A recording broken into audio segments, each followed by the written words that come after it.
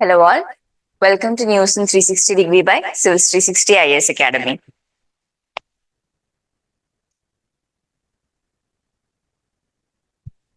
So, കഴിഞ്ഞ ദിവസത്തെ supreme കോടതി ജഡ്ജ്മെന്റ്, അതായത് എല്ലാ പ്രൈവറ്റ് പ്രോപ്പർട്ടിയും കോമൺ ഗുഡിന് വേണ്ടി സ്റ്റേറ്റിന് ഏറ്റെടുക്കാൻ പറ്റില്ല എന്ന് പറയുന്ന സുപ്രീം കോടതി ജഡ്ജ്മെന്റിനെ ബേസ് ചെയ്തിട്ടാണ്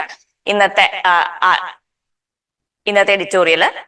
സോ ഇതിൽ മെൻഷൻ ചെയ്യുന്ന പ്രധാനമായിട്ടും രണ്ട് ആർട്ടിക്കിൾ ആണ്. Articles 39B and 39C. ഇത് directive principles of state policy DPSP വരുന്നതാണ്. സോ 39B പറയുന്നതെന്ന് വെച്ചാൽ the ownership and control of the material resources of the community are so distributed as best to subserve the common good. അതായത് state അതിന്റെ policy ഉണ്ടാക്കുന്നത് would be towards securing that the material resources of the community, ഒരു കമ്മ്യൂണിറ്റിയുടെ material ആയിട്ടുള്ള resources, land ആയിക്കോട്ടെ മറ്റ് material resources ആയിക്കോട്ടെ, അത് കോമൺ ഗുഡിന് വേണ്ടി ഉപയോഗിക്കപ്പെടുന്ന രീതിയിലായിരിക്കണം ഡിസ്ട്രിബ്യൂട്ട് ചെയ്യപ്പെടേണ്ടത്. ഇതാണ് ആർട്ടിക്കിൾ 39B പറയുന്നത്. ആർട്ടിക്കിൾ 39C പറയുന്നത് the operation of economic system does not result in the concentration of wealth and means of production to the common detriment. അതായത് ഇക്കണോമിക് സിസ്റ്റത്തിൽ കോൺസെൻട്രേഷൻ ഓഫ് വെൽത്ത്, അതായത് wealth എല്ലാം ഒരു few പ്ലേയേഴ്സിന്റെ കയ്യിൽ മാത്രം concentrate ആയി നിൽക്കുന്ന രീതിക്ക് ഇക്കണോമിക് സിസ്റ്റം വർക്ക് ആവാണ്ടിരിക്കുക എന്നത് നോക്കേണ്ടതും അതിനായിട്ട് പോളിസീസ് ഉണ്ടാക്കേണ്ടതും, അതായത് വെൽത്ത് ഈക്വലി ഡിസ്ട്രിബ്യൂട്ടഡ് ആണെന്നുള്ള രീതിക്ക് പോളിസി നോക്കേണ്ട ബാധ്യത സ്റ്റേറ്റിനുണ്ട് എന്നാണ് 39C പറയുന്നത്. സോ ഇത് രണ്ടിന്റെയും ബേസിസിലാണ് ശരിക്കും ഈ പ്രൈവറ്റ് സെക്ടറിന്റെ പ്രോപ്പർട്ടീസ് ഒക്കെ സ്റ്റേറ്റ് ഏറ്റെടുക്കുന്നത്, കോമൺ ഗുഡിന് വേണ്ടിയിട്ട് ഏറ്റെടുക്കുന്നത്. അതിനെ പറ്റിയിട്ടാണ് സുപ്രീം കോടതി പറഞ്ഞത് അങ്ങനെ എന്താണ് എല്ലാ പ്രോപ്പർട്ടി ഒന്നും സ്റ്റേറ്റിന് ഏറ്റെടുക്കാൻ പറ്റില്ല കോമൺ ഗുഡിന് വേണ്ടിയിട്ട് എന്ന് പറഞ്ഞിട്ട്. അതിന് കുറച്ച് ക്രൈറ്റീരിയ ഉണ്ട്. അതായത് ഈ ഏറ്റെടുക്കുന്ന റിസോഴ്സസ് അതിന്റെ നേച്ചർ എന്താണ്, അത് ഏറ്റെടുത്തില്ല എങ്കിൽ കമ്മ്യൂണിറ്റിയെ ഭയങ്കര ഡിട്രിമെന്റൽ ആയിട്ട് ബാധിക്കുമോ, അതല്ലാണ്ട് എന്താണ് സ്കേർസിറ്റി ഉണ്ടോ റിസോഴ്സസിന്റെ, ഇത് പ്രൈവറ്റ് ഹാൻഡ്സിൽ കോൺസെൻട്രേറ്റ് ആയി റിസോഴ്സസ് എല്ലാം പ്രൈവറ്റ് ഹാൻഡ്സിൽ നിൽക്കുമ്പോൾ എന്തൊക്കെയാണ് ഇഷ്യൂസ് ഉണ്ടാവുന്നത്, ഇതെല്ലാം വിലയിരുത്തിക്കൊണ്ട് മാത്രമേ സ്റ്റേറ്റിന് അങ്ങനത്തെ ഒരു നടപടിയിലേക്ക് കടക്കാൻ പറ്റൂ എന്നാണ് സുപ്രീം കോടതി പറഞ്ഞിട്ടുള്ളത്. പിന്നെ ഈ കോണ്ടെക്സ്റ്റിൽ അറിയേണ്ടത് ഇതിപ്പോ DPSP ആണ്, directive principles of state policy ആണ്, article 39B and C. Article 31A കഴിഞ്ഞ ദിവസം ഡിസ്കസ് ചെയ്തിട്ടുണ്ടായിരുന്നു. ഫണ്ടമെന്റൽ റൈറ്റ്സിന് കീഴിലാണ് വരുന്നത് ആർട്ടിക്കിൾ 31A. ഇത് ഫണ്ടമെന്റൽ റൈറ്റ്സിലെ കുറച്ച് എക്സെപ്ഷൻ പോലെ പറയുന്നതാണ്. അതായത് ഈ 5 categories of laws, acquisition of estates and related rights by the state, taking over the management of properties by the state, amalgamation of corporations, extinguishment or modification of rights of directors of shareholders of corporations, extinguishment or modification of mining leases. ഈ 5 category വരുന്ന laws article 14 right equality violate ചെയ്യപ്പെടുന്നു എന്ന് പറഞ്ഞ് challenge ചെയ്യാൻ പറ്റില്ല എന്ന് പറയുന്നതാണ് article 31A. അതുപോലെ തന്നെ ആർട്ടിക്കിൾ 31B ഉണ്ട്. ആർട്ടിക്കിൾ 31B പറയുന്നതെന്ന് വെച്ചാൽ ഈ article 31A right equality article 14 violate ചെയ്യപ്പെടുന്നു എന്ന് പറഞ്ഞിട്ടാണ് ചലഞ്ച് ചെയ്യാൻ പറ്റാത്തത്. പക്ഷെ ആർട്ടിക്കിൾ 31B വരുമ്പോൾ 9th ഷെഡ്യൂൾ, നമ്മുടെ കോൺസ്റ്റിറ്റ്യൂഷന്റെ 9th ഷെഡ്യൂളിൽ ഇൻക്ലൂഡ് ചെയ്യപ്പെട്ടിട്ടുള്ള നിയമങ്ങൾ, അത് ഏതൊരു ഫണ്ടമെന്റൽ റൈറ്റിനെ വയലേറ്റ് ചെയ്താലും ആ ഗ്രൗണ്ട്സിൽ അതിനെ ചലഞ്ച് ചെയ്യാൻ പറ്റില്ല. അത് ഇപ്പൊ ആർട്ടിക്കിൾ 9th ഷെഡ്യൂളിന്റെ കീഴിൽ പാർലമെന്റ് കുറച്ച് നിയമങ്ങൾ ഇട്ടിട്ടുണ്ട്. ആ നിയമങ്ങള് ഒരുപക്ഷെ റൈറ്റ് ഇക്വാലിറ്റി ആർട്ടിക്കിൾ 14 വയലേറ്റ് ചെയ്യുന്നുണ്ടാവാം, അല്ലെങ്കിൽ ആർട്ടിക്കിൾ 19 വയലേറ്റ് ചെയ്യുന്നുണ്ടാവാം എന്ന് പറഞ്ഞ് അതിനെ കോടതിയിൽ പോയി ചാലഞ്ച് ചെയ്യാൻ പറ്റില്ല. അത് പറയുന്ന ആർട്ടിക്കിൾ ആണ് ആർട്ടിക്കിൾ 31B. ഇത് ആഡ് ചെയ്തത് 9th schedule, both 9th schedule and article 31B add ചെയ്തത് ഫസ്റ്റ് കോൺസ്റ്റിറ്റ്യൂഷണൽ അമെന്റ്മെന്റ് ആക്ട് 1951 ഇതുപോലത്തെ ക്വസ്റ്റ്യൻസ് UPSC ചോദിക്കാറുണ്ട്. അതായത് ഏത് കോൺസ്റ്റിറ്റ്യൂഷണൽ അമെന്റ്മെന്റിലാണ് ഈ പറയുന്ന സംഭവം വന്നിട്ടുള്ളത് എന്നുള്ള രീതിക്ക് പ്രിലിംസ് പെർസ്പെക്ടീവിൽ അറിഞ്ഞിരിക്കണം. ഫസ്റ്റ് കോൺസ്റ്റിറ്റ്യൂഷണൽ അമെന്റ്മെന്റ് ആക്ടിൽ ഈ 9th ഷെഡ്യൂളും 31Bയും ഇൻസേർട്ട് ചെയ്തിട്ടുള്ളത്. പിന്നെ 2007 IR കോയലോ കേസിലെ ജഡ്ജ്മെന്റില് സുപ്രീം കോർട്ട് പറഞ്ഞു ആർട്ടിക്കിൾ 9th ഷെഡ്യൂളിന്റെ കീഴിൽ നിയമങ്ങൾ ഇട്ടു എന്ന് പറഞ്ഞിട്ട് ജുഡീഷ്യൽ റിവ്യൂവിൽ നിന്ന്, അതായത് കോടതി സ്ക്രൂട്ടനൈസ് ചെയ്യുന്നതിൽ നിന്ന് ബ്ലാങ്കറ്റ് ഇമ്മ്യൂണിറ്റി ലഭിക്കില്ല. അതായത് ഭയങ്കരമായിട്ടുള്ള ഒരു ഗ്രോസ് വയലേഷൻ ആണ് ഫണ്ടമെന്റൽ റൈറ്റ്സിന്റെ എന്ന് കണ്ടാൽ കോടതിക്ക് അത് സ്ട്രൈക്ക് ഡൗൺ ചെയ്യാനുള്ള അവകാശമുണ്ട് എന്ന് IR കോയലോ കേസിൽ 2007 സുപ്രീം കോടതി റൂൾ ചെയ്തു. കാരണം ജുഡീഷ്യൽ റിവ്യൂ എന്ന് പറയുന്നത് കോൺസ്റ്റിറ്റ്യൂഷന്റെ ഒരു ബേസിക് ഫീച്ചർ ആണ്, ഒരു ബേസിക് സ്ട്രക്ചറിന്റെ ഭാഗമായിട്ട് വരുന്ന ഒരു കോൺസെപ്റ്റ് ആണ് ജുഡീഷ്യൽ റിവ്യൂ. അപ്പൊ ജുഡീഷ്യൽ റിവ്യൂവിൽ നിന്ന് ഇമ്മ്യൂണിറ്റി കിട്ടില്ല. 9th ഷെഡ്യൂളിൽ ഒരു ലോ ഇൻക്ലൂഡ് ചെയ്തു എന്ന് പറഞ്ഞിട്ട് കോടതിക്ക് അതിനെ എന്താണ് ഭയങ്കര ഗ്രോസ്ലി അൺകോൺസ്റ്റിറ്റ്യൂഷണൽ ആണെന്ന് പറഞ്ഞ് സ്ട്രൈക്ക് ഡൗൺ ചെയ്യാനുള്ള അവകാശം ഉണ്ട്. പിന്നെ ആർട്ടിക്കിൾ 31C. ആർട്ടിക്കിൾ 31C ആണ് പെർട്ടിക്കുലർലി നമ്മൾ നേരത്തെ പറഞ്ഞ ഡയറക്റ്റീവ് പ്രിൻസിപ്പിൾസ് ഓഫ് സ്റ്റേറ്റ് പോളിസിയിൽ വരുന്ന ആർട്ടിക്കിൾ 39B or C, നേരത്തെ പറഞ്ഞ prevention concentration of wealth prevent ചെയ്യുക, ആ പറയുന്ന രണ്ട് ആർട്ടിക്കിൾ 39Bക്കും സിക്കും എന്താണ് പ്രൊട്ടക്ഷൻ കൊടുക്കുന്നത് ആർട്ടിക്കിൾ 31C ആണ്. അതായത് article 39B or C implement ചെയ്യാനായിട്ട് സ്റ്റേറ്റ് എന്തെങ്കിലും നിയമം കൊണ്ടുവന്നാൽ അത് article 14 equality before law and equal protection of laws, അല്ലെങ്കിൽ article 19 protection of 6 rights, right to freedom of speech, right to freedom of assembly, right to freedom of movement, article 14 19 violate ചെയ്യുന്നു എന്ന് പറഞ്ഞ് ആ നിയമങ്ങളെ തള്ളിക്കളയാൻ ചലഞ്ച് ചെയ്യാൻ പറ്റില്ല എന്ന് പറയുന്നതാണ് ആർട്ടിക്കിൾ 31C. അതായത് article 39B or C implement ചെയ്യാനായിട്ട് കോൺസെൻട്രേഷൻ ഓഫ് വെൽത്ത് ഒക്കെ പ്രിവെന്റ് ചെയ്യാനും മെറ്റീരിയൽ റിസോഴ്സസ് കമ്മ്യൂണിറ്റിയുടെ ഗുഡിന് വേണ്ടി എൻഷുർ ചെയ്യാനും വേണ്ടിയിട്ട് സ്റ്റേറ്റ് എന്തെങ്കിലും ഒരു ലോ കൊണ്ടുവരാണ്. അത് ആർട്ടിക്കിൾ 19 അല്ലെങ്കിൽ ആർട്ടിക്കിൾ 14 ഫണ്ടമെന്റൽ റൈറ്റ്സിന് കീഴിൽ വരുന്ന ആർട്ടിക്കിൾ 14 19 വയലേറ്റ് ചെയ്യുന്നു എന്ന് പറഞ്ഞ് നമുക്ക് അതിനെ ചാലഞ്ച് ചെയ്യാൻ പറ്റില്ല. അതിൽ നിന്ന് ഇമ്മ്യൂണിറ്റി കൊടുത്തിട്ടുണ്ട്. സോ ഇത് ഇൻസേർട്ട് ചെയ്തിട്ടുള്ള ആർട്ടിക്കിൾ 31C ഇൻസേർട്ട് ചെയ്തത് 25th Amendment ആക്ടിലാണ്, which was in the year 1971. So ഇത്രയാണ് ആ ജഡ്ജ്മെന്റ് റിലേറ്റഡ് ആയിട്ടുള്ള പോളിറ്റി ബാക്ക്ഗ്രൗണ്ട്. നെക്സ്റ്റ് ബാക്കുല് നടക്കാൻ പോകുന്ന finance COP, United Nations framework convention on climate ചേഞ്ചിന്റെ 29th conference of parties related ആയിട്ടുള്ള ഒരു ആർട്ടിക്കിൾ ആണ്. സോ ഇതില് പറയുന്നത് നമ്മുടെ ന്യൂ കളക്റ്റീവ് ക്വാണ്ടിഫൈഡ് ഗോൾസ്, അതായത് പുതിയതായിട്ട് ക്ലൈമറ്റ് ഫൈനാൻസിംഗിന് വേണ്ടി പുതിയ ടാർഗറ്റ് സെറ്റ് ചെയ്യാനുള്ളതാണല്ലോ ഇതിന്റെ അജണ്ട. അതുകൊണ്ടാണ് ഇതിനെ എന്താണ് ഫൈനാൻസ് COP എന്ന് പറയുന്നത്. സോ ഈ ന്യൂ അജണ്ട, ഈ ന്യൂ ഫണ്ടിങ് ക്ലൈമറ്റ് ഫൈനാൻസിംഗിന്റെ ലിമിറ്റ്സ് ഒക്കെ സെറ്റ് ചെയ്യുന്നതിൽ ഡെവലപ്ഡ് കൺട്രീസിനും ഡെവലപ്പിംഗ് കൺട്രീസിനും രണ്ട് ഇൻട്രസ്റ്റ് ആണുള്ളത്, ആൻഡ് അത്യാവശ്യം ഡൈവേർജന്റ് ആയിട്ടുള്ള ഇൻട്രസ്റ്റ് ആണ് ഈ രണ്ട് കൺട്രീസിനും ഉള്ളത്. ഈ ഡെവലപ്പിംഗ് കൺട്രീസ് പറയുന്നത് എന്താണ് കുറച്ചുകൂടി എന്താണ് ക്ലൈമറ്റ് ജസ്റ്റിസിന്റെ പ്രിൻസിപ്പിൾസ് ബേസ് ചെയ്ത് ഇക്വിറ്റി ഉണ്ടാവണം ക്ലൈമറ്റ് ഫൈനാൻസിംഗിൽ. അതായത് ഹിസ്റ്റോറിക്കലി കൂടുതൽ എമിറ്റ് ചെയ്തിട്ടുള്ളവർ, ഇന്നത്തെ ഈ പറയുന്ന സ്ഥിതിയിലേക്ക് ക്ലൈമറ്റ് ചേഞ്ചിനെ എത്തിച്ചവർ, ഗ്ലോബൽ വാർമിങ്ങിന് കാരണമായ എമിഷൻസ് ഹിസ്റ്റോറിക്കലി നടത്തിയിട്ടുള്ള ഇന്നത്തെ ഡെവലപ്ഡ് നേഷൻസ് വേണം കൂടുതൽ റെസ്പോൺസിബിലിറ്റി എടുത്ത് ഫണ്ട് ചെയ്യാനാണ് ഡെവലപ്പിംഗ് നേഷൻസ് ഇപ്പോഴും പറയുന്നത്.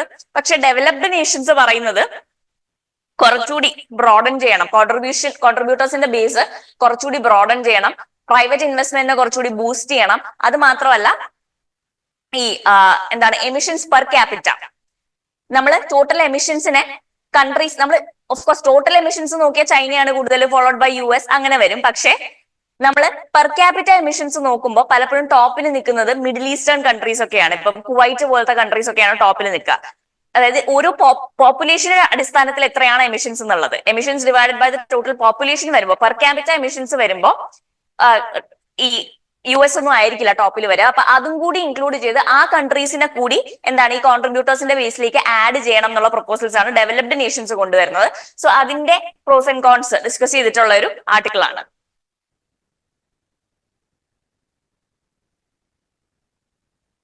പിന്നെ ഇപ്പൊ ഈ COPക്ക് വേണ്ടിയിട്ടുള്ള സ്റ്റാൻഡിംഗ് കമ്മിറ്റി ഓൺ ഫൈനാൻസ് അവരുടെ ഒരു ഈ ക്ലൈമറ്റ് ഫൈനാൻസിന്റെ ഡെഫിനിഷൻ അപ്ഡേറ്റ് ചെയ്തിട്ടുണ്ട്.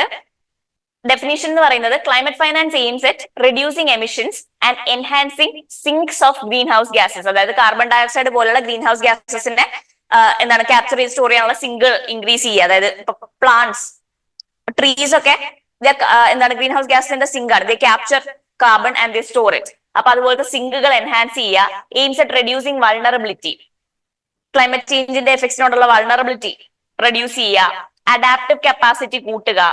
റെസിലിയൻസ്, ഈ ക്ലൈമറ്റ് ചേഞ്ചിനോടുള്ള റെസിലിയൻസ് ഹ്യൂമൻസിന്റെയും ഇക്കോളജിക്കൽ സിസ്റ്റത്തിന്റെയും ഇൻക്രീസ് ചെയ്യുക. പിന്നെ അത് കൂടാണ്ട് അത് മാത്രമല്ല കൺട്രിയുടെ ഓരോ കൺട്രീസിന്റെയും nationally determined contribution, INDC Paris എഗ്രിമെന്റിന് കീഴിലുള്ള ഇന്റൻഡഡ് നാഷണലി ഡിറ്റർമിൻഡ് കോൺട്രിബ്യൂഷൻ, ഓരോ കൺട്രിയും ക്ലൈമറ്റ് ചേഞ്ചിന് വേണ്ടി എന്തൊക്കെയാണ് കോൺട്രിബ്യൂട്ട് ചെയ്യുന്നതെന്ന് പറയുന്ന ടാർഗറ്റ്സ്, ആ INDCs മീറ്റ് ചെയ്യാനുള്ള ഫണ്ടിങ്. പിന്നെ adaptation communication, national adaptation plan, long term low emission development strategy, ഇങ്ങനത്തെ പ്ലാൻസിനെല്ലാം ഫൈനാൻസ് ചെയ്യുന്നതിനെല്ലാം ഒരു വളരെ ബ്രോഡ് ഡെഫിനിഷൻ ആണ് കൊടുത്തിട്ടുള്ളത്. ക്ലൈമറ്റ് ഫൈനാൻസിന്റെ കീഴിൽ വരും എന്നാണ് ഈ പറയുന്ന സ്റ്റാൻഡിംഗ് കമ്മിറ്റി ഓൺ ഫൈനാൻസ് പറഞ്ഞിട്ടുള്ളത്. നേരത്തെ പറഞ്ഞ പോലെ ഡെവലപ്പിംഗ് കൺട്രീസ് സ്ട്രെസ് ചെയ്യുന്നത് ഇക്വിറ്റി വേണം എന്നാണ് ക്ലൈമറ്റ് ഫൈനാൻസിംഗിൽ. ഡെവലപ്ഡ് കൺട്രീസ് കൂടുതൽ റെസ്പോൺസിബിലിറ്റി ഏറ്റെടുക്കണം. മാത്രമല്ല അഡാപ്റ്റേഷനും മിറ്റിഗേഷനും നമുക്കറിയാം രണ്ട് മെഷേഴ്സ് ആണ്. മിറ്റിഗേറ്റ് ചെയ്യാന്ന് പറഞ്ഞാൽ പ്രിവെന്റ് ചെയ്യാന്നുള്ള രീതിക്കാണ്, പ്രിവെൻഷൻ മെഷേഴ്സ്. അഡാപ്റ്റേഷൻ എന്ന് പറയുമ്പോൾ എഫക്ട്സ് ഉണ്ടാവുമ്പോൾ, ക്ലൈമറ്റ് ചേഞ്ചിന്റെ എഫക്ട്സ് ഉണ്ടാവുമ്പോൾ അതിനെ എങ്ങനെ കൂടുതൽ റെസിലിയന്റ് ആയിട്ട് അപ്രോച്ച് ചെയ്യാന്നുള്ളതാണ് അഡാപ്റ്റേഷൻ. അപ്പൊ ഈ മിറ്റിഗേഷൻ മെഷേഴ്സും അഡാപ്റ്റേഷൻ മെഷേഴ്സും തമ്മിൽ എന്താണ് ഒരു ബാലൻസ് വേണം ഫൈനാൻസിങ്ങിന്റെ കാര്യത്തിൽ. അഡാപ്റ്റേഷനിലേക്ക് പലപ്പോഴും എന്താണ് മിറ്റിഗേഷനിലേക്ക് മാത്രമാണ് കൂടുതൽ ഫണ്ട് പോകുന്നത്, അഡാപ്റ്റേഷൻ മെഷേഴ്സിന് പ്രത്യേകിച്ച് ഫണ്ട്സ് കിട്ടാറില്ല. സോ അത് മാറ്റണം എന്നാണ് പറയുന്നത്.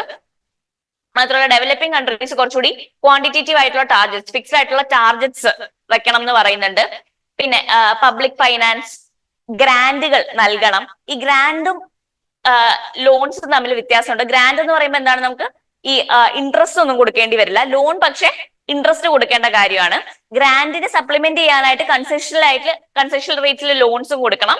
മാത്രമല്ല പ്രഡിക്റ്റബിൾ ആയിട്ടുള്ള ഒരു ടൈം ഫ്രെയിം, ഇതെല്ലാം നടപ്പിലാക്കേണ്ട ഒരു ടൈം ഫ്രെയിം, ക്ലിയർ ആയിട്ടുള്ള ടാർഗറ്റ്സ് ഒക്കെ സെറ്റ് ചെയ്ത ടൈം ഫ്രെയിം ആണ് ഡെവലപ്പിംഗ് കൺട്രീസ് ചോദിക്കുന്നത്.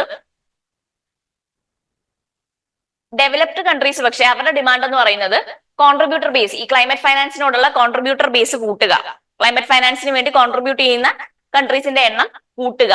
ഇപ്പൊ ഉദാഹരണത്തിന് സ്വിറ്റ്സർലൻഡും കാനഡയും പ്രപ്പോസൽ വെച്ചിട്ടുണ്ട് അഡീഷണൽ കൺട്രീസിനെ ആഡ് ചെയ്യുക based on the criteria such as emissions and GNI per capita എമിഷൻസിന്റെ ബേസിസിൽ കൺട്രീസിനെ ആഡ് ചെയ്യുക. അത് ടാർഗറ്റ് ചെയ്യാൻ പോകുന്നത് ഇപ്പം ചൈനയും പിന്നെ ഓയിൽ പ്രൊഡ്യൂസിങ് കൺട്രീസ് ആയിട്ടുള്ള Bahrain, Brunei, Kuwait, Qatar, Saudi, UAE ഇതുപോലത്തെ വെസ്റ്റ് ഏഷ്യൻ മിഡിൽ ഈസ്റ്റേൺ കൺട്രീസിനെയാണ് കൂടുതൽ അത് ബാധിക്കുക.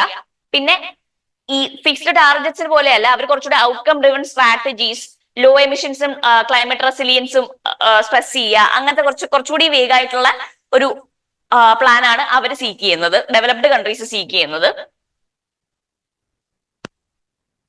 പിന്നെ ഇതിൽ വരുന്ന ഇഷ്യൂസ് കഴിഞ്ഞ ദിവസം ന്യൂസിൽ ഉണ്ടായിരുന്നു. അതായത് നമ്മുടെ 2009 കോപ്പൻഹാഗൻ സമ്മിറ്റില് ഒരു ആനുവൽ പ്ലെഡ്ജ് ഉണ്ടായിരുന്നു, കൺട്രീസിന്റെ ഫൈനാൻസ് പ്ലെഡ്ജ് ഉണ്ടായിരുന്നു.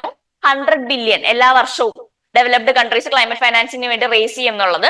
OECD റിപ്പോർട്ട് പ്രകാരം 2002 ആദ്യമായിട്ട് ഈ 100 billion target developed countries meet ചെയ്യുന്നത്. പക്ഷെ ഡെവലപ്പിംഗ് കൺട്രീസ് പറയുന്നത് പക്ഷെ ഈ ഫണ്ടുകളെല്ലാം ഇൻസഫിഷ്യന്റ് ആയിരുന്നു അഡാപ്റ്റേഷൻ മെഷേഴ്സിന്, മിറ്റിഗേഷനിലേക്കാണ് കൂടുതൽ പോയത്. അഡാപ്റ്റേഷൻ, ക്ലൈമറ്റ് ചേഞ്ചിനോടുള്ള അഡാപ്റ്റേഷൻ മെഷേഴ്സിന് ഈ ഫണ്ടുകൾ കുറവായിരുന്നു. മാത്രമല്ല there was an over reliance of ലോണുകളായിരുന്നു കൂടുതൽ ഗ്രാന്റുകളെക്കാളും. അത് ഓൾറെഡി എന്താണ് ഈ ക്ലൈമറ്റ് ചേഞ്ചിന്റെ ബുദ്ധിമുട്ടുകൾ കാരണം ഫൈനാൻഷ്യൽ ബുദ്ധിമുട്ടുകൾ അനുഭവിക്കുന്ന കൺട്രീസിനെ കുറച്ചുകൂടി ഡെറ്റിലേക്ക്, കടക്കണിയിലേക്ക് തള്ളി വിടുകയായിരുന്നു ഈ ലോൺസ് ചെയ്തത്. അതിന് പകരം ഗ്രാന്റുകളായിരുന്നു വേണ്ടിയിരുന്നത് എന്നാണ് ഈ OECD റിപ്പോർട്ടിന് റെസ്പോൺസ് എന്നോണം ഡെവലപ്പിംഗ് കൺട്രീസ് പറഞ്ഞിട്ടുള്ളത്. പിന്നെ വേറൊരു പ്രശ്നം എന്ന് പറയുന്നത് ഇൻവെസ്റ്റ്മെന്റ് ബയസ് ടുവേർഡ്സ് മിറ്റിഗേഷൻ. നേരത്തെ പറഞ്ഞതുപോലെ അഡാപ്റ്റേഷൻ മെഷേഴ്സിന് കാര്യമായ ഫണ്ടുകൾ അത് കുറവാണ്. പിന്നെ മറ്റ് funding sources like green climate fund, global environment facility പോലുള്ള ഫണ്ടിങ് സോഴ്സസ് അത് ആക്സസ് ചെയ്യാനും ഈ ഡെവലപ്പിംഗ് കൺട്രീസിന് ഒരുപാട് ഒബ്സ്റ്റക്കിൾസ് ഉണ്ട്. അപ്പൊ അവിടെ നിന്നും അവർക്ക് കാര്യമായ ഫണ്ടുകൾ കിട്ടുന്നില്ല. ഇതൊക്കെയാണ് ക്ലൈമറ്റ് ഫൈനാൻസിംഗിൽ ബ്രോഡായിട്ട് ഫേസ് ചെയ്യുന്ന ഇഷ്യൂസ്. പിന്നെ ഇതിന്റെ ഒരു ഇഷ്യൂ എന്ന് പറയുന്നത്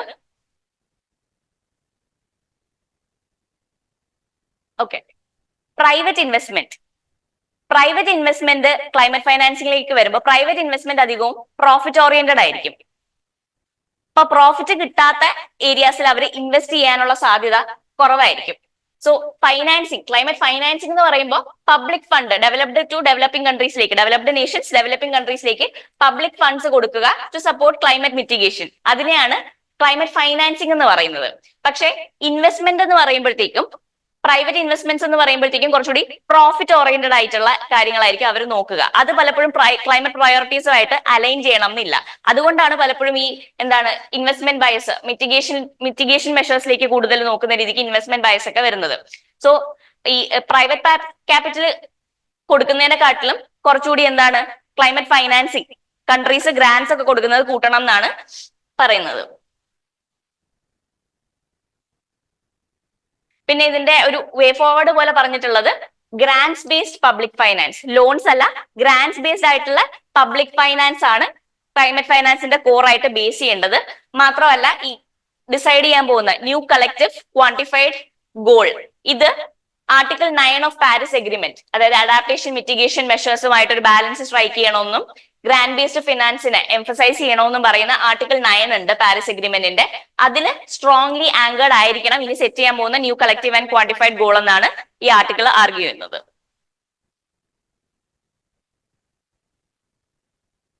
പിന്നെ ഇൻഡസ് വാട്ടർ ട്രീറ്റിയെ പറ്റിയിട്ടുള്ള ഒരു ആർട്ടിക്കിൾ ആണ്. ഇന്ത്യയും പാകിസ്ഥാനും തമ്മിലുള്ള Indus water, Indus and its tributaries, അതിന്റെ വെള്ളം ഷെയർ ചെയ്യുന്നതിന്റെ എഗ്രിമെന്റ് ആണ് ഇൻഡസ് വാട്ടർ ട്രീറ്റി.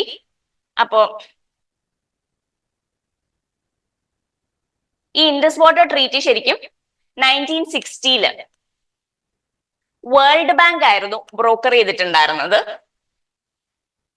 ഓൾമോസ്റ്റ് 8 വർഷത്തെ നെഗോസിയേഷൻസിന് ശേഷം വേൾഡ് ബാങ്ക് ആയിരുന്നു ഈ ട്രീറ്റി ഇന്ത്യക്കും പാകിസ്ഥാനും ഇടയ്ക്ക് മീഡിയേറ്റ് ചെയ്തിട്ടുണ്ടായിരുന്നത്. ഇത് ഡീൽ ചെയ്യുന്നത് 6 റിവേഴ്സ് ആണ്, Indus and its tributaries. Indus, Jhelum, Chenab, Ravi, Beas, Sutlej. So ഇതില് ഈസ്റ്റേൺ റിവേഴ്സ് താഴത്തെ 3 സത്ലജ്, ബിയാസ് ആൻഡ് രവി, ഈ രവി, ബിയാസ്, സത്ലജ്, ഈ 3 റിവേഴ്സിന്റെ എല്ലാ എക്സ്ക്ലൂസീവ് റൈറ്റും ഇന്ത്യക്കാണ്. ആൻഡ് വെസ്റ്റേൺ റിവേഴ്സിന്റെ കാര്യത്തില് ഈ മുകളിലുള്ള ഇൻഡസ്, ജലം, ചെനാബ്, ഈ 3 റിവേഴ്സില് ഇന്ത്യക്ക് ലിമിറ്റഡ് ആയിട്ടുള്ള റൈറ്റ്സ് ആണുള്ളത്. അതായത് ഇപ്പം ഇറിഗേഷൻ പ്രോജക്ട്സ്, ചില ലിമിറ്റഡ് ആയിട്ടുള്ള ഇറിഗേഷൻ പ്രോജക്ട്സ് സെറ്റ് ചെയ്യാൻ പറ്റും. Run off the river power plants, അതായത് നോർമൽ ആ റിവറിന്റെ നോർമൽ റണ്ണിനെ തടുക്കാത്ത രീതിക്ക് പവർ പ്ലാന്റ്സ് സെറ്റപ്പ് ചെയ്യാൻ പറ്റും. പിന്നെ limited storage, limited consumption use, ഈ മുകളിലത്തെ 3 റിവേഴ്സിന്റെ കാര്യത്തിൽ ലിമിറ്റഡ് ജുറിസ്ഡിക്ഷൻ ആണ് ഇന്ത്യക്ക് ഉള്ളത്. ഇത് ഇൻഡസ് വാട്ടർ ട്രീറ്റി വഴിയാണ് ബ്രോക്കർ ചെയ്തിട്ടുള്ളത്. അപ്പം എല്ലാ 5 വർഷവും ഒരു ജനറൽ ഇൻസ്പെക്ഷൻ ഒക്കെ കണ്ടക്ട് ചെയ്യാറുണ്ട് ഈ ഇൻഡസ് വാട്ടർ ട്രീറ്റിയുടെ ഒരു കമ്മീഷൻ, വേൾഡ് ബാങ്കിന്റെ നേതൃത്വത്തിൽ സെറ്റപ്പ് ചെയ്ത് ഇത് പാലിക്കപ്പെടുന്നുണ്ടോ എന്നൊക്കെ നോക്കിയിട്ട്. ലാർജ്ലി ഒരു സക്സസ്ഫുൾ ട്രീറ്റ് തന്നെയാണ്. ഇടയ്ക്കിടയ്ക്ക് ചെറിയ ചെറിയ പ്രശ്നങ്ങൾ ഉണ്ടാകുന്നുണ്ടെങ്കിൽ it is largely successful when comes to water sharing. അപ്പൊ ഇപ്പൊ ഇത് ന്യൂസിൽ വന്നതെന്ന് പറഞ്ഞാല് ഈ ഇൻഡസ് വാട്ടർ ട്രീറ്റിയുടെ കീഴിൽ ഒരു ആർട്ടിക്കിൾ 12 ഉണ്ട്. ഈ ആർട്ടിക്കിൾ 12 മോഡിഫിക്കേഷൻ, ട്രീറ്റി മോഡിഫൈ ചെയ്യാനുള്ള അനുവാദം കൊടുക്കുന്നുണ്ട് ഫ്രം ടൈം ടു ടൈം. ഈ ആർട്ടിക്കിൾ 12ന്റെ കീഴിൽ ഇന്ത്യ ഒരു നോട്ടീസ് സെർവ് ചെയ്തു പാകിസ്ഥാന്.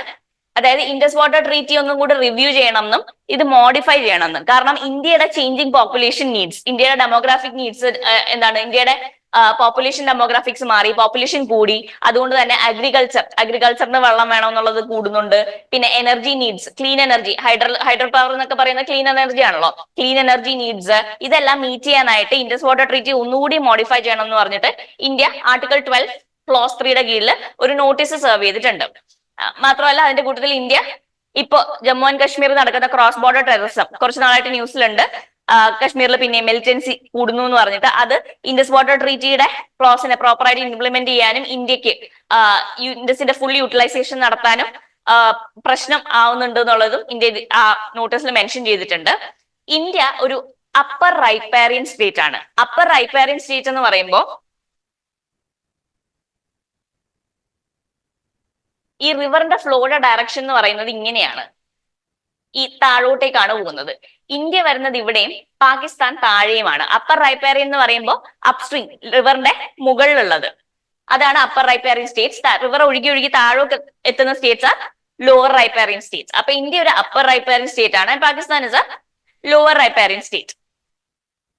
അപ്പൊ ഒരു അപ്പർ റൈപ്പേറിയൻ സ്റ്റേറ്റ് ആയതുകൊണ്ട് തന്നെ ഇന്ത്യക്ക് വെള്ളത്തിന്റെ മുകളിൽ നിന്ന് ആരെങ്കിലും, ഇനി ഇന്ത്യയുടെ മുകളിൽ നിന്ന് ആരെങ്കിലും ഡാം കെട്ടാനില്ല. സോ ഇന്ത്യക്ക് ഇതിന്റെ ഫ്ലോ തടസ്സമാകും എന്നുള്ളത് ഇന്ത്യക്ക് പ്രശ്നമല്ല.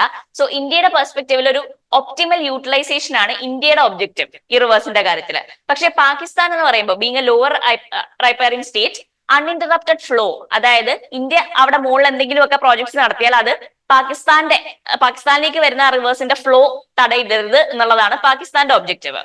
സോ ഒരു പെർമനന്റ് കോർട്ട് ഓഫ് ആർബിട്രേഷൻ ഉണ്ട് എന്തെങ്കിലും ഇഷ്യൂസ് ഒക്കെ വരുമ്പോൾ ഡീൽ ചെയ്യുന്നത്.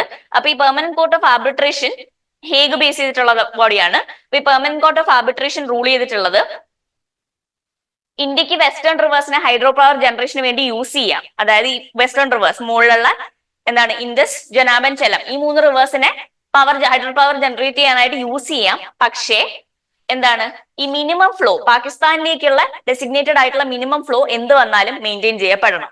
അപ്പൊ നമുക്ക് യൂസ് ചെയ്യാം എന്നുള്ളത് പറഞ്ഞിട്ടുണ്ട്. അപ്പൊ ആ നോട്ടീസ് സെർവ് ചെയ്തതിന്റെ കോണ്ടെക്സ്റ്റിലാണ് ഇത് നോട്ടീസിൽ വന്നിട്ടുള്ളത്. ഇൻഡസ് വാട്ടർ ട്രീറ്റി റിഗാർഡിംഗ് നമുക്ക് പ്രിലിംസിനൊക്കെ ക്വസ്റ്റ്യൻ വന്നിട്ടുണ്ട്. പിന്നെ IR GS2 പെർസ്പെക്റ്റീവിലും ഇന്ത്യ പാകിസ്ഥാൻ റിലേഷൻസിൽ നമ്മൾ പറയുന്ന ഒരു പോയിന്റ് ആണ് Indus water treaty, river water sharing agreement. So വേറൊരു news, do not hesitate to involve UAPA. Amit Shah tell state police central agencies. അപ്പൊ UAPA ഇൻവോക്ക് ചെയ്യണം എന്ന് ഹോം മിനിസ്റ്റർ പറഞ്ഞിട്ടുണ്ട് to tackle terror issues. So അതിനെ സബ്സ്റ്റാൻഷിയേറ്റ് ചെയ്യാനായിട്ട് പറഞ്ഞത് NIA നാഷണൽ ഇൻവെസ്റ്റിഗേഷൻ ഏജൻസി ഏകദേശം 632 cases register ചെയ്തിട്ടുണ്ട് UAPAയുടെ കീഴിൽ. അതിൽ 498 കേസസിൽ ചാർജ് ഷീറ്റും ഫയൽ ചെയ്തു. ആൻഡ് കൺവിക്ഷൻ റേറ്റ് എന്ന് പറയുന്നത് 95% ആണ് ഈ കേസസിൽ എന്ന് പറഞ്ഞിട്ടുണ്ട്. സോ ഇന്റേണൽ സെക്യൂരിറ്റിയിൽ എവിടെയെങ്കിലും സ്റ്റാർട്ട് ആയിട്ട് NIA എന്താണ് UAPAയുടെ കീഴിലുള്ള NIA ചാർജ് ചെയ്ത കേസസ്, NIA ചാർജ് ചെയ്തതിന്റെയാണ്, NIA ചാർജ് ചെയ്ത കേസിന്റെ കൺവിക്ഷൻ റേറ്റ് എന്ന് പറയുന്നത് 95% ആണ്. പിന്നെ അതുകൂടാണ്ട് കുറച്ച് എന്താണ് പുള്ളി പറഞ്ഞ കുറച്ച് കാര്യങ്ങളുണ്ട്. അത് നമുക്ക് വേണേ എവിടെയെങ്കിലും ആ ഒരു ഐഡിയാസ് ഒക്കെ എന്താണ് കൺക്ലൂഷനിലൊക്കെ യൂസ് ചെയ്യാവുന്നതാണ്. Fighting terrorism does not mean uncovering a few conspiracies. Rather, it means legally empowering the agencies fighting terrorism and creating an ecosystem that strengthens the fight against it. അതായത് ഏജൻസീസിനെ എംപവർ ചെയ്യാനും എന്താണ് ഒരു legal ecosystem create ചെയ്യണം, wherein the agencies can proactively tackle terrorism. ആ ഒരു idea ആണ് പറഞ്ഞിട്ടുള്ളത്. പിന്നെ there's a shift there requires a shift from a need to know basis approach to a duty to share approach. അതായത് അങ്ങോട്ട്, അതായത് terrorism related ആയിട്ടുള്ള ഇന്റലിജൻസ് ഒക്കെ ഏജൻസീസ് തമ്മിൽ ഒരു കോർഡിനേഷൻ ഉണ്ടാവണം. ഒരു നീഡ് ടു നോ, അതായത് അങ്ങോട്ട് ഡിമാൻഡ് ചെയ്ത് വി നീഡ് ടു നോ എന്നുള്ള ഒരു അപ്രോച്ച് ഒന്ന് മാറി there's a duty to share, അതായത് എന്തെങ്കിലും ഒരു ഇൻഫർമേഷൻ ഉണ്ടെങ്കിൽ അത് ഡ്യൂട്ടിയാണ് മറ്റൊരു ഏജൻസിക്ക് ആയിട്ട് കോർഡിനേറ്റ് ചെയ്ത് അത് ഷെയർ ചെയ്യുക എന്നുള്ളത്. ആ ഒരു ഡ്യൂട്ടി ടു ഷെയർ അപ്രോച്ചിലേക്ക് മാറണം എന്നും ഹോം മിനിസ്റ്റർ പറഞ്ഞിട്ടുണ്ട്. പിന്നെ പബ്ലിക് സർവീസസിലേക്കുള്ള റിക്രൂട്ട്മെന്റിനെ പറ്റിയിട്ടുള്ള സുപ്രീം കോർട്ടിന്റെ ഒരു വേർഡിക്റ്റ് ആണ്, ഒരു കോൺസ്റ്റിറ്റ്യൂഷൻ ബെഞ്ച് റൂൾ ചെയ്തതാണ്. റൂളിംഗ് പറയുന്നതെന്ന് വെച്ചാൽ ഒരിക്കൽ, അതായത് നോട്ടിഫൈ ചെയ്ത് റിക്രൂട്ട്മെന്റ് പ്രോസസ്സ് തുടങ്ങിക്കഴിഞ്ഞാൽ പിന്നീട് എലിജിബിലിറ്റി ക്രൈറ്റീരിയ ഒന്നും മാറ്റാൻ പറ്റില്ല. മിഡ് വേ റിക്രൂട്ട്മെന്റ് പ്രോസസ് ഒക്കെ തുടങ്ങി, അതായത് നമ്മൾ നോട്ടിഫിക്കേഷൻ ഒക്കെ കൊടുത്ത് അഡ്വർടൈസ്മെന്റ് ഒക്കെ കൊടുത്ത് റിക്രൂട്ട്മെന്റ് പ്രോസസ് തുടങ്ങി കഴിഞ്ഞാൽ മിഡ് വേ വെച്ചിട്ട് ഈ എലിജിബിലിറ്റി ക്രൈറ്റീരിയ അങ്ങനത്തെ കാര്യങ്ങളൊന്നും മാറ്റാൻ പറ്റില്ല. ഇനി മാറ്റണമെങ്കിൽ നേരത്തെ എക്സിസ്റ്റ് ചെയ്യുന്ന റൂൾസിൽ അങ്ങനെ മാറ്റാം എന്നുള്ളൊരു ക്ലോസ് ഉണ്ടായിരിക്കണം. മാത്രമല്ല, അല്ലെങ്കിൽ നേരത്തെ പുറത്തുവിട്ട അഡ്വർടൈസ്മെന്റിലും അങ്ങനെ മാറ്റിയേക്കാം എന്നുള്ളത് ക്ലിയർ ആയിട്ട് പറഞ്ഞിരിക്കണം. ഇനി എന്താണ് മിഡ് വേ വെച്ചിട്ട് പുതിയതായിട്ടുള്ള റൂള് ഇത് മാറ്റുകയാണെന്ന് പറഞ്ഞിട്ട് കൊണ്ടുവരാൻ പറ്റില്ല. അതായിരുന്നു സുപ്രീം കോർട്ട് റൂൾ ചെയ്തത്. പിന്നെ ഈ ക്രൈറ്റീരിയ ഓൾട്ടർ ചെയ്യണമെങ്കിൽ പോലും, അതായത് നേരത്തെ എക്സിസ്റ്റ് ചെയ്യുന്ന റൂൾസിന്റെ കീഴിൽ ക്രൈറ്റീരിയ, എലിജിബിലിറ്റി ക്രൈറ്റീരിയ ഒക്കെ റിക്രൂട്ട്മെന്റ് പ്രോസസിന്റെ മിഡ് വേ ഓൾട്ടർ ചെയ്യുന്നുണ്ടെങ്കിൽ പോലും അത് ആർട്ടിക്കിൾ 14 റൈറ്റ് ടു ഇക്വാളിറ്റിയുടെയും article 16 equal opportunity in public employment and non discrimination, ഈ രണ്ട് ഫണ്ടമെന്റൽ റൈറ്റ്സിനെയും വയലേറ്റ് ചെയ്യാത്ത രീതിക്ക് അത് ഓൾട്ടർ ചെയ്യാനും പറ്റുള്ളൂ. ഇതായിരുന്നു ആ ജഡ്ജ്മെന്റ്. പിന്നെ മില്ലറ്റ്സിനെ പറ്റിയിട്ടുള്ള ഒരു ന്യൂസ് ആണ്. ഒരു സ്റ്റഡി റിപ്പോർട്ടിനെ ബേസ് ചെയ്തിട്ടാണ് ഒരു ജേർണൽ, നേച്ചർ സ്പ്രിംഗർ എന്ന് പറയുന്ന ഒരു ജേർണലിൽ വന്ന ഒരു റിപ്പോർട്ട് പ്രകാരം removing bran on millets reduces the benefits of eating dum. Bran എന്ന് പറയുന്നത് തവിടാണ്. നമ്മളിപ്പോ റൈസിന്റെ കാര്യത്തിലും പറയുന്നത് ഈ ബ്രൗൺ റൈസ്, തവിടുള്ള റൈസ് ആണ് കുറച്ചുകൂടെ നല്ലത്, കാരണം അതിൽ ഫൈബർ കണ്ടന്റ് കൂടുതലാണെന്ന് നമ്മൾ എപ്പോഴും പറയാറുണ്ട്. അതാണ് കൂടുതൽ കഴിക്കേണ്ടത്, that is more healthy than white rice എന്ന് നമ്മൾ എപ്പോഴും പറയാറുണ്ട്. അതേപോലെ തന്നെ ഈ ഹോൾ ഗ്രെയിൻ ആയിട്ടുള്ള ബ്രാൻ റിമൂവ് ചെയ്യാത്ത, തവിട് റിമൂവ് ചെയ്യാത്ത മില്ലറ്റ്സ് ആണ് കുറച്ചുകൂടെ നല്ലത്. തവിട് റിമൂവ് ചെയ്യുമ്പോൾ അതിന്റെ കാർബോഹൈഡ്രേറ്റ് കണ്ടന്റ് കൂടുകയും അതിന്റെ എന്താണ് കുറച്ചുകൂടെ പോഷക ഗുണങ്ങളെല്ലാം കുറയുകയും ചെയ്യുന്നു എന്നാണ് ഈ സ്റ്റഡി പറഞ്ഞിട്ടുള്ളത്. സോ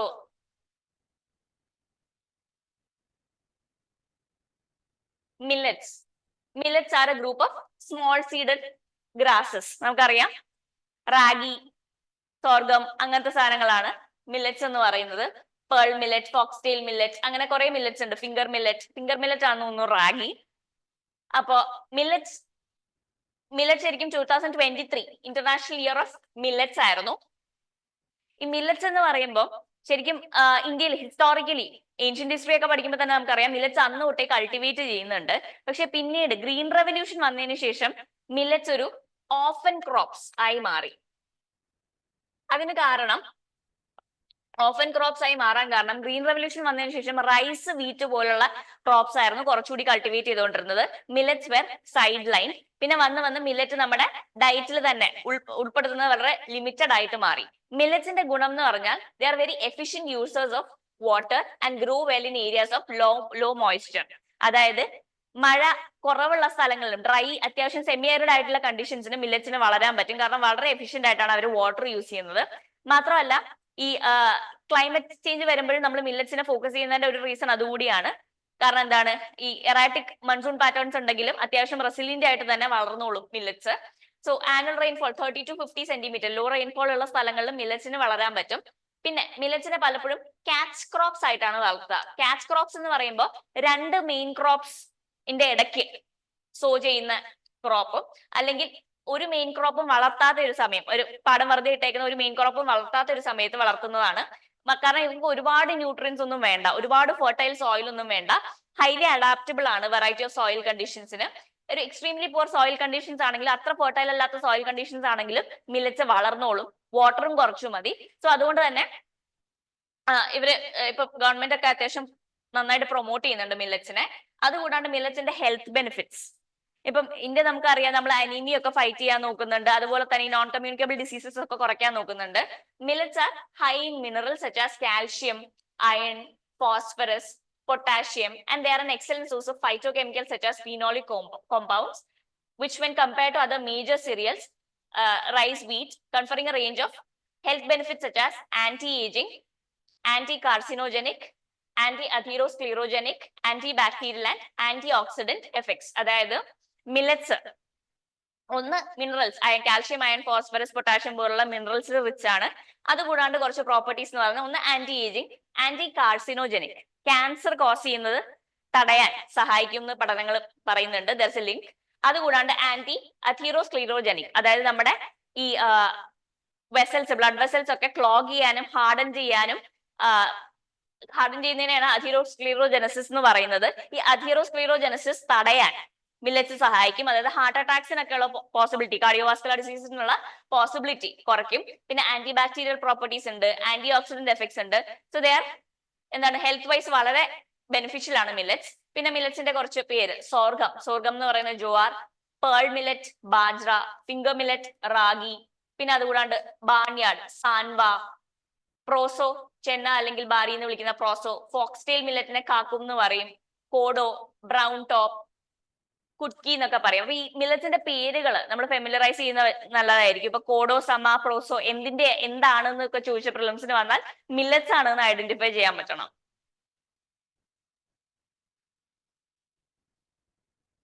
പിന്നെ അതുകൂടാണ്ട് India should be a part of RCEP, CPTPP.